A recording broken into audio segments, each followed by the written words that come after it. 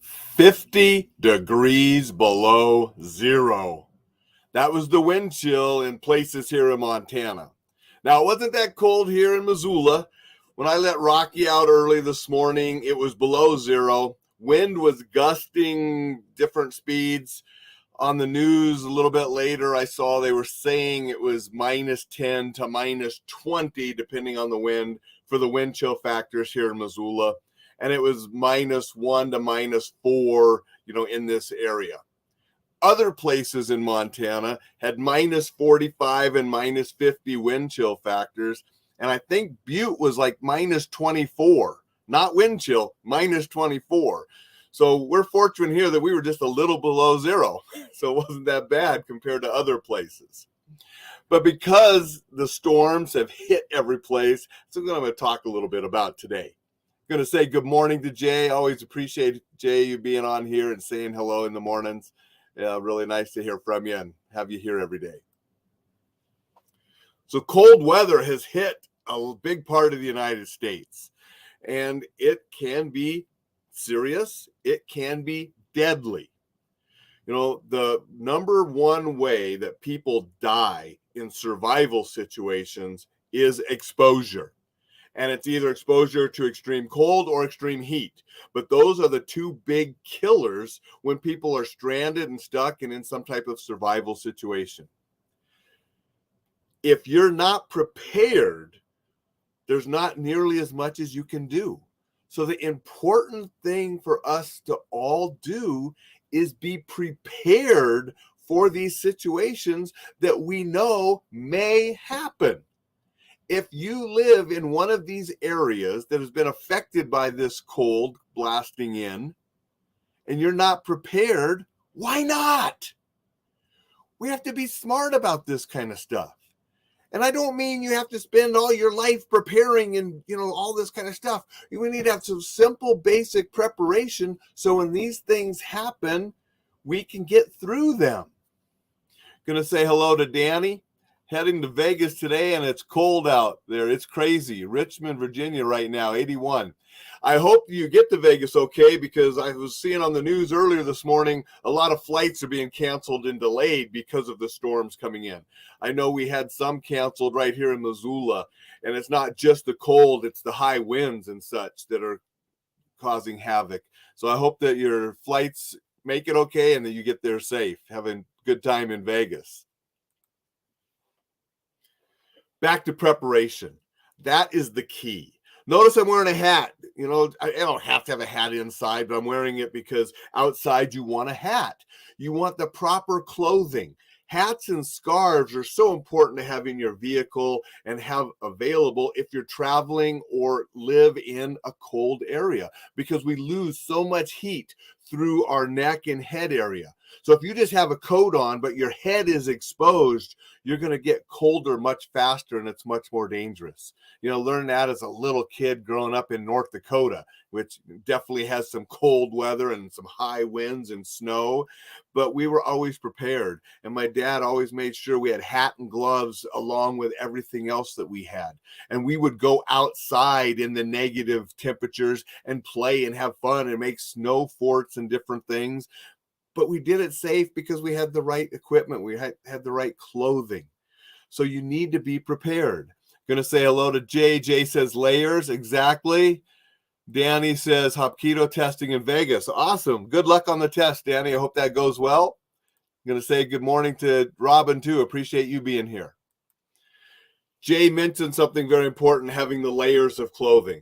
In extreme cold, we have base layers, we have different layers, and having those layers and some that are close to your body that wick the moisture away so we're not wet, because being wet is worse in the cold weather.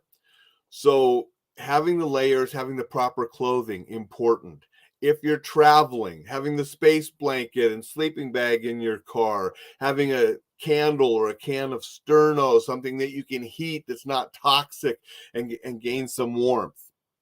Having something that if you get stuck can help you. You have your shovel, you have your kitty litter, or you have your traction mats that you can help get your vehicle back on track if you need to do that. But there's sometimes you're just going to be stranded and you want to make sure you have things to keep you warm, and you want to have water. You want to have water at your home. And one of the easiest ways for most people to store water is go someplace and buy a few cases of bottled water.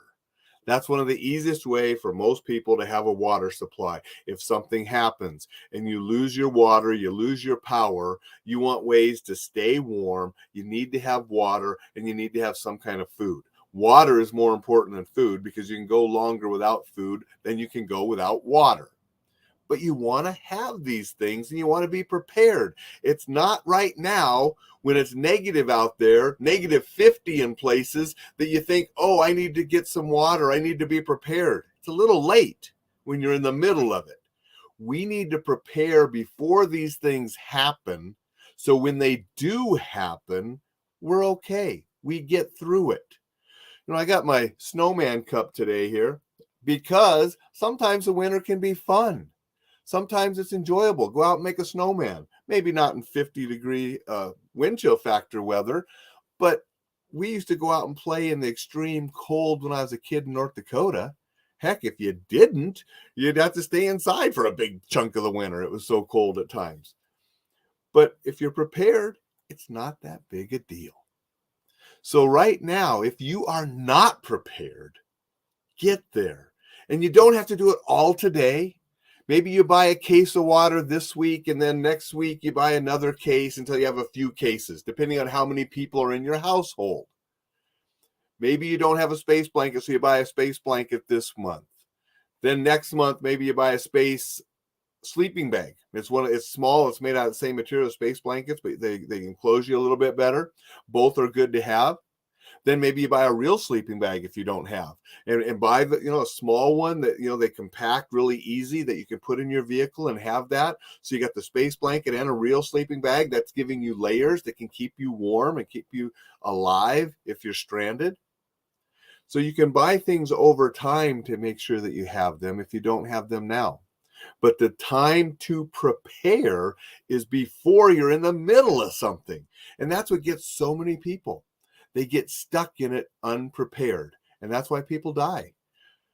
We shouldn't be dying in these kind of conditions because we have all of the available means to prepare and be prepared for them. And technology these days, we know the storms are moving in a little advance. It was sort of funny because the other day, I was at the accountant and doing everything. And actually, a little before I went to the accountant, I was home and my wife came home from work. And she's like, I thought it was supposed to be bad today. It's nice out. And it was. It was nice at lunch. Went out to the accountant, had the meeting. It was decent, nice out.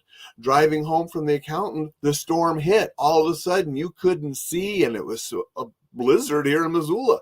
The roads got nasty. There was no visibility, and it was just storming all to get out. So it can change that fast.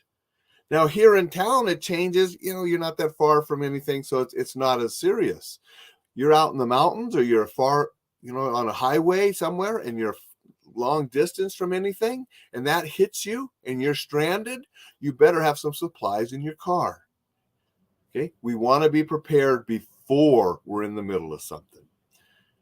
I'm going to say, Danny says, hat, scarf, gloves, good socks. Exactly. Warm footwear. I don't always travel wearing my boots, my warm boots in the winter. I might have a comfortable pair of shoes on while I'm driving, but I got my warm boots in the vehicle if I'm traveling in winter weather. I have the hat and scarves and gloves and extra socks and a heavier coat. All that stuff is in the vehicle if I'm leaving town in the winter. It's just common sense and it's a good practice, just in case. And that's what preparation is. We prepare just in case, and then we can enjoy life and go through life safer because we know we're prepared. And if something bad happens, we can deal with it. So that's sort of my lesson today with this cold weather hitting all over the place in the United States, except there are places I saw down in the very eastern southern part, they're having some record highs. So they're not worried about the cold, but they better be prepared for heat. Heat injuries kill a lot of people too. I mean, it's exposure that kills people.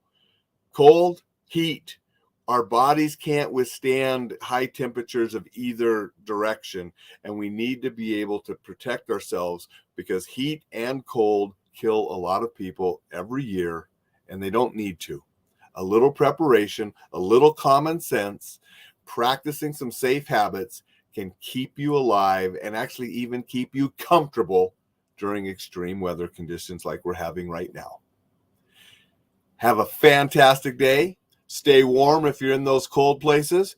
Those that are traveling like Danny, I hope your flights go well. If they don't, just deal with it and get through the best you can. And Danny, fantastic luck on your Hapkido test. I know you'll kick butt and do well on it. Take care, everyone. See you tomorrow.